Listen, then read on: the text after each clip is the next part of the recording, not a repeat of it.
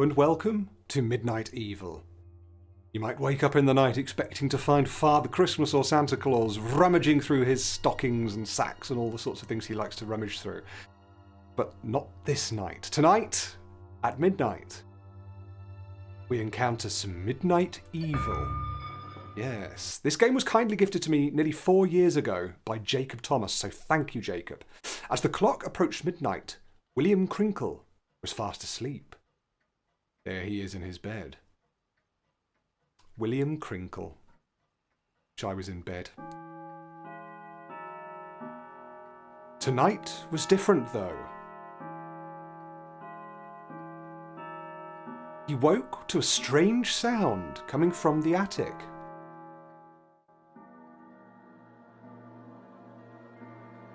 Ooh, William Crinkle. Something strange in the attic. Don't go up there.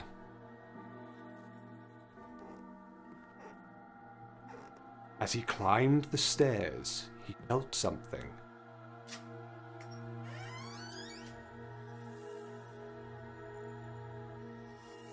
A box appeared in the attic. A red box. He had never seen this chest before.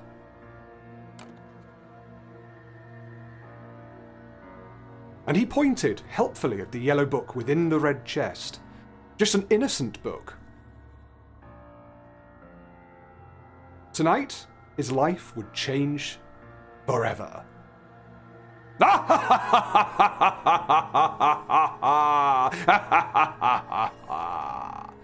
Nathan Sanders presents a game which Jacob Thomas kindly gifted to me. Thank you very much. Midnight Evil. Now, this is an interesting looking game. I don't know very much about it, but I know, based on the prompts I had at the start, lovely music. I know, based on the prompts at the start, that I have to narrate this game. I have a job to do. I need to read the book that's going to be in front of me, all the while having scary stuff happen, apparently. Saws. Brilliant. Dragons and Dungeons. This is good. It looks immediately like Boogeyman. There's a nasty down there, look. Look at the book. Not sure what the controls are, so we'll just wait and see what happens.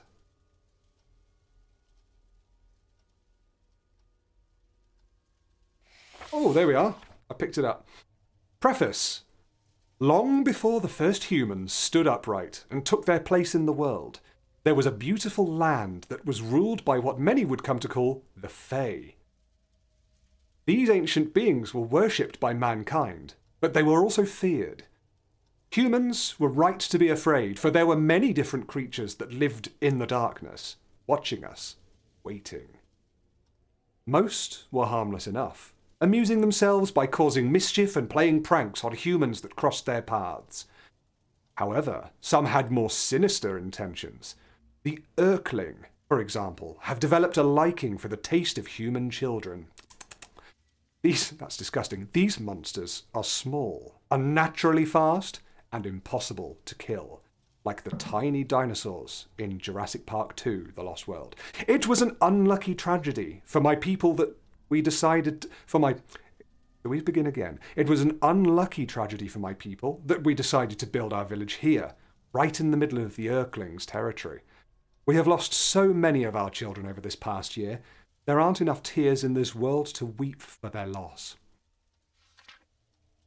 Thankfully, though, my grandmother taught me well in the ways of my druid ancestors. I may not be able to kill the little beasts, but I was able to work out a spell that binds them to this book. I can only hide it and pray that it never falls into the hands of a child. What do you reckon it's just done? If you are reading this, know that I'm truly sorry for the demons that have now been passed on to you. Opening the book will have awakened them, and I'm sure they will be ravenously hungry. Once the book is opened, you must read it out loud from beginning to end in order to return them to their magical prison. Be watchful. They only attack if you don't see them coming. I heard something go ting-ting. Genuinely, I heard something go ting-ting. Oh my god. Be watchful, they only attack if you don't see them coming. Most importantly, once you finish this book, keep it hidden so that no one ever opens it again. Oh my gosh. WIGS FM 98.7 Game Talk. Hello, darkness. My name is Nick Gloom. It's just me tonight. As you guys know, we answer game questions and talk tips and tricks. Well, Nate usually does. I don't really play most of those games. Anyway, let's get to the phones. I love the War First Stars caller, poster. you're on the air. Hi, Nick. I'm wondering, how do I beat the final boss in Terminator Destruction? How would I know that? Oh, I don't know. I'm stuck here working for crap money. I still can't afford to buy new Atari games. Would you like me to page Nate? I don't Here's know. the thing. Like I said, I'm working here. I don't usually come on the radio. So, I don't have as much of a bedside manner as Nate does. I'd love to look around the room and check But I'm it's safe, totally fine. I bought a new OBasic book, but I can't. which is the programming language for Atari, since I can't afford to buy my own Atari games. There may be And I'm working Earthlings on my own lurking. homebrew game. The pending title is Evil Midnight, where I'm not sure what you're going to have to do yet, but I think it's going to be a horror game, and it's going to be at nighttime, and it's going to be evil. Basically, you would do something all night, and then you would win. It's kind of like working here. I try to keep my head down all night, but Janet asks me to go on the air, Excellent. and I'm always getting asked to do stuff. Clever way to get the game The concept more across. stuff I get asked to do, the more I get anxious and panic. It's a vicious cycle. Is this some kind of life lesson? I just want to play Terminator. Here's the thing. War Stars. Oh no, War Stars. That's brilliant. Here's the thing. Oh, book time. Chapter 1. Little Maggie O'Brien was the first. The children had been playing in Hogan's Forest when they all heard a noise. Sensing no danger, because there were so many of them, 12 children in all decided to investigate the source of the strange sound. As they all searched, the children had been playing in Hogan's Forest when they all heard a noise. Oh no. The children had been playing in Hogan's Forest when they all heard a noise. There it is. Oh God, I heard a noise.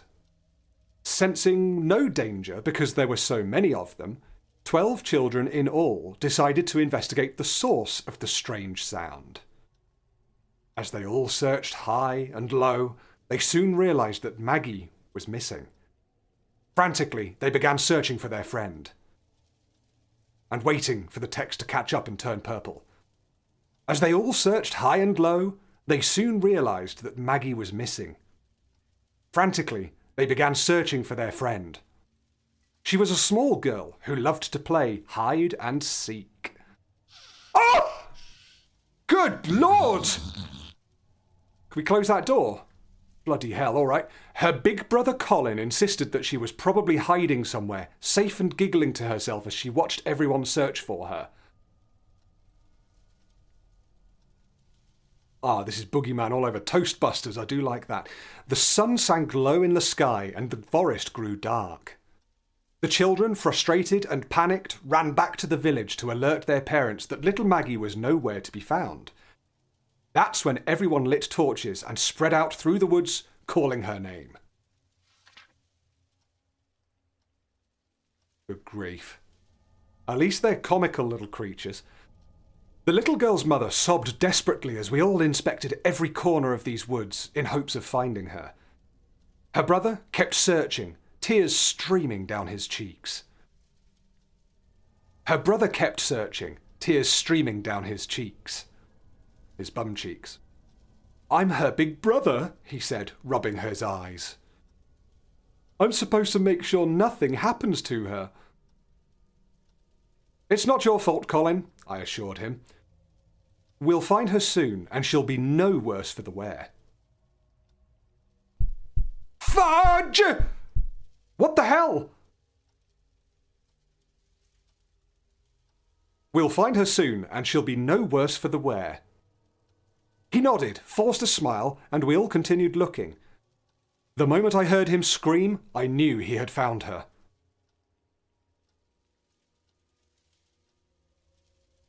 Yeah. Or rather, what was left of her. Oh no. Which wasn't much. We were sure it was Maggie because she had worn her favourite hair bow that day. Her father plucked the pink ribbon from the body and fell to his knees, wailing into the darkness.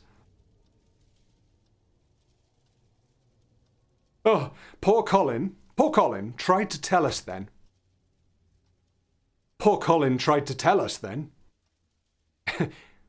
He said that he had seen...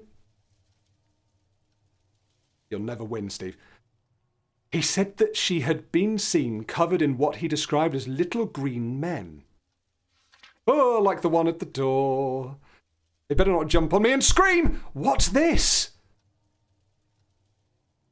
They were fat and green, he stammered, with bright glowing eyes. They were biting off bits of skin and flesh! Get off. With bright glowing eyes, they were biting off bits of skin and flesh. And my cat just rubbed round my ankles as I heard that sound. That was horrid. No one believed the lad. We all attributed the horrible ordeal to a hungry wild animal. Oh! Oh! All right, that's fine. At least they're funny. It makes me jump, but at least they're funny. Oh, let's try again. How much do we have to do? Oh, piss off, really? I might edit these bits out. Little Maggie O'Brien was the first. She was a small girl who loved to play hide and seek. The children, frustrated and panicked, ran back to the village to alert their parents that little Maggie was nowhere to be found. That! Christ! Her brother kept searching, tears streaming down his cheeks. Flippin' Nora!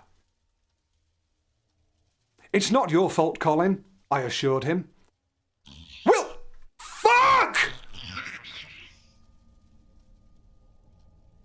We won't fuck. We'll find her soon, and she'll be no worse for the wear. Her father plucked the pink ribbon from the body and fell to his knees, wailing into the darkness. Can I wail into the darkness? That sounds really cathartic right now. Rubble-lubbles? Come on, stop doing that. Okay, that must mean we're getting close. Poor Colin tried to tell us then. Look at it! No one believed the lad. We all attributed the horrible ordeal to a hungry wild animal. Okay, we're back on it.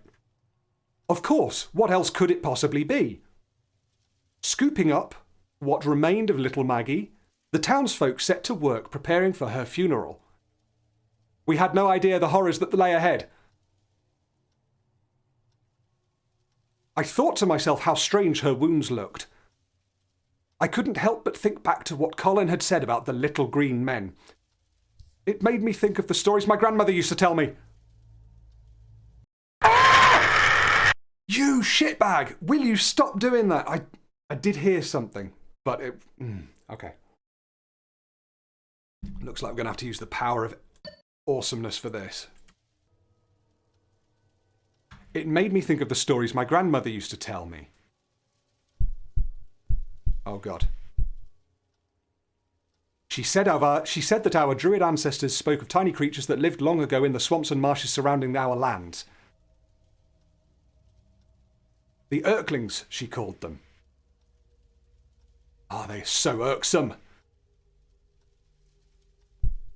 I can hear shit, though. What does this mean? There were 3 tribes, each being their own breed of evil. My gosh! There you are. Okay. Gotcha. One tribe, I recall, she said were green and fat. They would lure children away from safety and feast on their flesh. They would lure children away from safety and feast on their flesh. Gotcha. We didn't live near any swamps. Surely the boy's mind was playing tricks on him. Besides, the Earthlings weren't real. They couldn't be. Fucking are. Oh, what we're doing here? Getting past the first segment, that's what we're getting past. God, tell you, I wish it put a little save point in every time you get past a couple of pages. Because that was tough. Oh look, my legs are crossed. Are those my legs? What the hell are they? Creepy. Alright. Chapter 2. Maggie O'Brien's funeral was just what anyone would expect. Everyone did their best to comfort the grieving parents. Colin kept to himself. Everyone assumed it was because he blamed himself. Oh, get off! Shit. I thought I looked at him in time. Right, I need to be a lot faster. Don't try and get the sentence out. Try and finish it. Don't try and finish it, rather. Just look at the damn thing. Let's go. Maggie O'Brien's funeral was just what anyone would expect. Everyone did their best to comfort the grieving parents. Colin kept to himself. Everyone assumed it was because there was little goblins looking after him. Everyone assumed it was because he blamed himself. My God. Wow. After his sister had been laid to rest, I came to ask him how he was doing. After his sister had been laid to rest, I came to ask him how he was doing. Oh. After his sister had been laid to rest, I came to him to ask him how he was doing. He looked up at me, eyes red from either crying, lack of sleep, or a combination of the two, and said, I really saw them, the little green monsters. That was a long sentence. My heart ached as I put my arms around the boy. I kept telling myself that seeing his little sister in pieces couldn't have been easy for him. He was just in shock. Good for now. The stories of the Earthlings were only told to scare children into doing what they were told. That was all. The first thing my grandmother told me about the Earthlings was that there were 3 tribes. Oh, I don't get that. What is that? The green ones had round bellies and piercing blue eyes. She said they could be heard if you walked deep in the swamp at night. Oh! Who did that? They would laugh and sing as they danced around their tiny campfires, which would appear only as tiny flickering lights through the trees. They would laugh and sing as they danced around their tiny campfires, which would appear only as tiny flickering lights through the trees. Yes. They were the least lethal of the 3 tribes, but every bit as evil. I can hear shit all around. The red ones were more temperamental and even faster than their green cousins. Oh no. I don't need fast ones. This midnight is evil. They didn't sing or dance around campfires, and their celebrations were a bit more gruesome. They preferred to eat children from the inside out. It was even thought by some that they were only red because they were stained by the blood of their victims. Fiery red bristle-like hairs sprouted from the tops of their heads, and their glowing yellow eyes seemed cold and calculating. Oh! Shit, there's 2 doors to 1 room. Are you kidding me? The pale Earthlings were in another class altogether. They scared the shit out of Steve, even though he's not seen them yet, but pale Earthlings. They had white skin and wild, untamed blue hair that flowed out in every direction. Fuck it. The most unsettling thing about them was that they had no eyes at all, yet they somehow were the most keen and efficient killers of the 3. Grandmother said that their long, wiry hair could somehow sense the presence and locations of children. There were some things that all 3 tribes had in common. Earthlings preferred to eat after midnight and would only attack if the child didn't make direct eye contact with them. Well, that's what we're doing here, so good job. I reassured myself that the O'Brien girl being attacked barely after sunset meant that she had to have been the victim of a wild animal attack. A few of the men in the village came together to hunt down the beast that killed the girl. Sure, I heard something. Go badumph. They came back 2 days later, carrying the carcass of a large wolf. I heard you. The whole village breathed a sigh of relief and a big celebration was held as Storpey finished the game. The only one besides myself that remained anxious was Colin. We've got to keep this going, we're nearly there. Looking at his face that night, I knew that he believed the creatures that killed Maggie were still out there, waiting.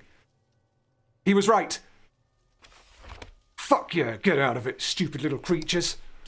WIGS FM 98.7 Wigs FM. Game Talk. Hello, darkness.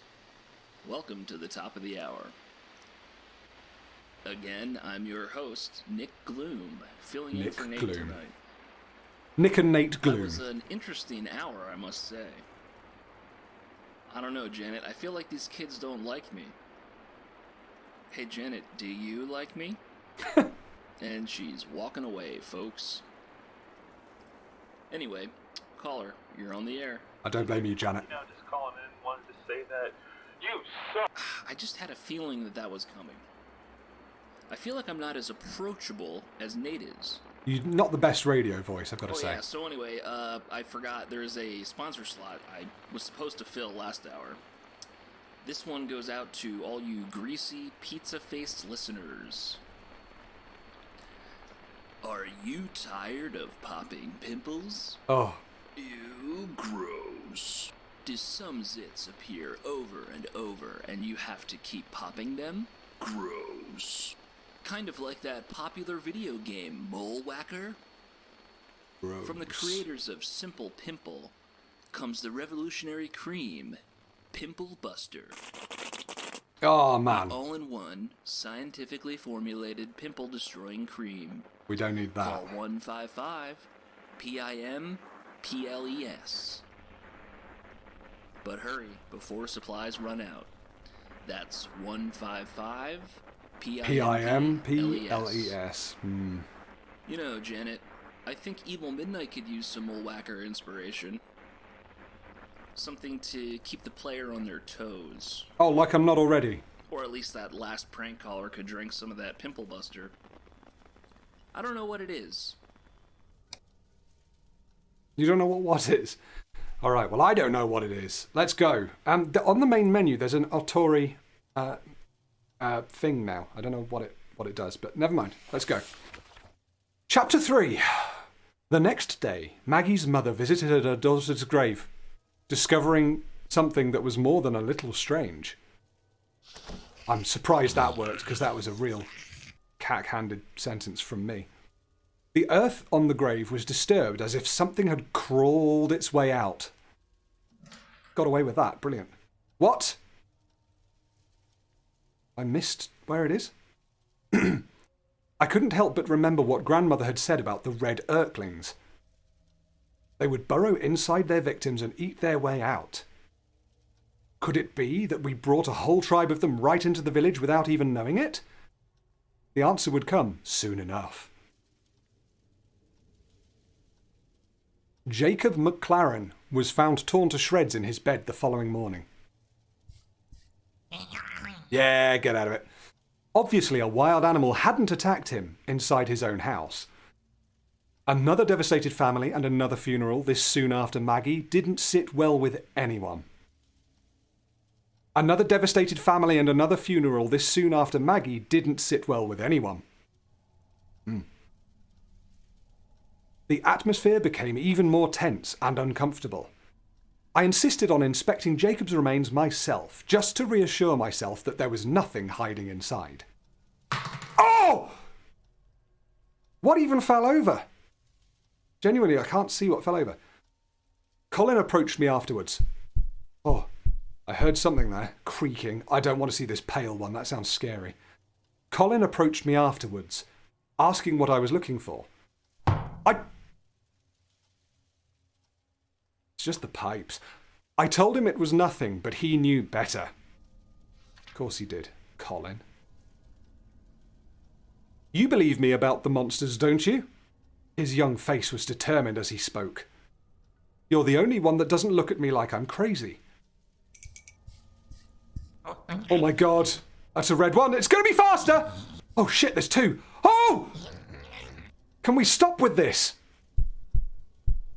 Oh. I swallowed hard, started to deny it. Lep. But the words caught in my throat, and as much as I tried, I couldn't lie. Listen. I put my hands on his shoulders. Oh, I don't think you're crazy, but we need to be sure of what we're dealing with before we spark a full-blown panic. Tell me exactly what happened. Colin took a deep breath, working up his nerve. It was so dark, but I had a good torch. I called her name over and over. She didn't answer. Shouldn't really have a comma there. You should have semicolon or 2 sentences. Then I heard something. At the end of my bed! It looked like a little gremlin trying to get me. It sounded like chewing. I took a few more steps and saw her laying there. All over her were these fat little green monsters. They had mouthfuls of pointy teeth that looked like needles and massive clawed hands. Just then, a twig snapped under my foot, and they all stopped what they were doing and looked right at me. That's when I screamed, and they scattered. Fudge! Where's the third one? Do they come in 4s, 3s? They just keep coming, all right, and they're faster. I get it. They were gone before any of the grown-ups got to me. His eyes filled with tears at the memory. Please tell me what they are. He was no more than 11 or 12, having just lost his sister and now his friend. Fuck! Oh gosh! Don't need that. I think that's all of them. 3. All right, good. No one believed him when he tried to tell us before. It couldn't have been easy, but he opened up to me. I felt it only right that I tell him what I knew.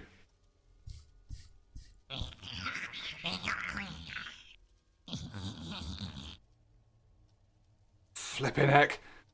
We sat together by the bonfire late into the night, and I told him all the old stories. Oh, unfortunately, the one thing that my grandmother hadn't mentioned was how to get rid of them. No idea what that was. Okay. All right, no worries, calm down. Looking into the flames, I got an idea. I knew that most unholy creatures were repelled by fire.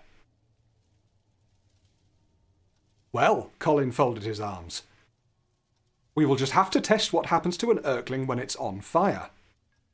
Oh, yes, please. Do we get a fire launcher? Otherwise known as a fire flamethrower. Oh, a lava lamp. All right, we could use that. Great. Okay, are you enjoying story time with Storpey? Let's call it Story Storpey. Okay, chapter 4. Colin wanted to tell his friends about the Urklings, but I begged him to keep it a secret.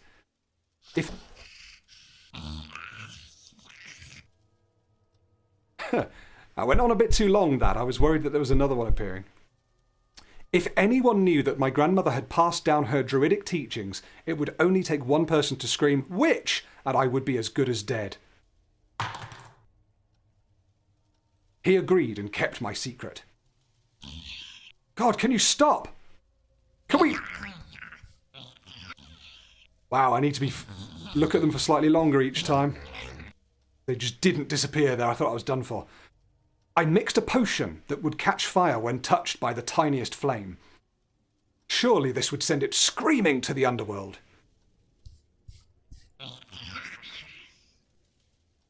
He sat quietly in his bed and waited, knowing he mustn't look them in the eye. He must let it attack, for this would be the only way to get close to it. I don't like the sound of that. Just after the stroke of midnight, he began to hear them chuckling and shuffling round in the dark. This is a cool concept for a game, I've got to say. Clutching the potion bottle, hands trembling, he lowered his gaze and braced himself. Shit! Sure enough, one of them leapt from his bookshelf and sank its teeth into the flesh of his arm. He screamed and unstopped the bottle, emptying the contents over the green Urkling. I really want to use that. We use the lava lamp. It tore a tiny round chunk from his arm and gulped it down, just as Colin shoved a candle right into its face. Just checking. It lit up like a torch and made a horrific high-pitched scream as it ran around the room, trying to put itself out.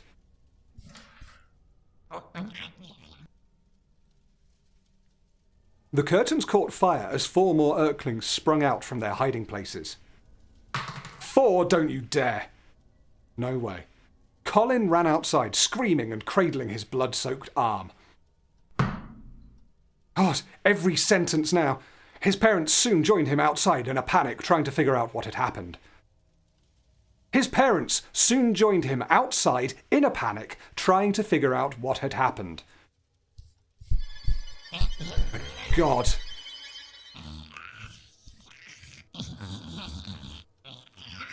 God, they're surrounding me! Glad you can't look backwards. Just then, a tiny fireball came racing through the doorway and zigzagged towards the woods. The red ones are so hard to see. I grabbed an empty glass jar from my cupboard and ran after it.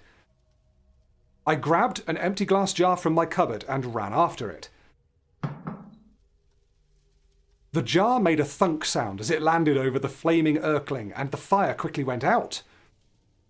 To my horror, the thing wasn't dead. It was standing next to my bed. It didn't even look like it was dying.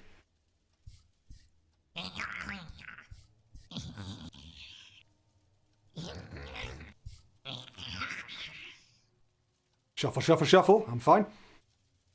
Though blackened from being set ablaze, it was just as spunky as ever. I quickly scooped up the jar and screwed the lid on. And more of the little bastards kept on appearing, trying to get me! As I made my way back, some of the villagers were trying to put out the fire inside the house, and others were tending to Colin's arm, telling him that it must have been a rat.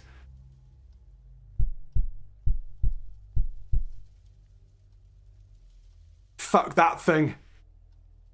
I hate that thing. It looks really silly, but my God. Let's drop this a sec. How do I drop it? That's that button. Smash.